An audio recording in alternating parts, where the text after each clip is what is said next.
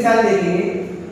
हमने इससे पहली मिसाल देखिए हल किए 3 हिंदी से अदद में 1 हिंदी से अदद को मिलाना। उसके बाद हम देखेंगे 3 हिंदी से अदद में 2 हिंदी से अदद को जमा करना।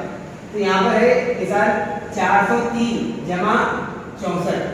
इसको लिखने का तरीका जैसे पहले मैंने बताया, तो 403 जमा 64, जमा के अलावा निशानी लिखेंगे हम, और है 64। ये 2 हिंदी से अदद है, तो ये 64 में 6 दहाई है, इसलिए दहाई के कॉलम में 6 लिखा जाएगा, और इकाई 4 है इसलिए सिर्फ 4 के कॉलम में लिखा जाएगा।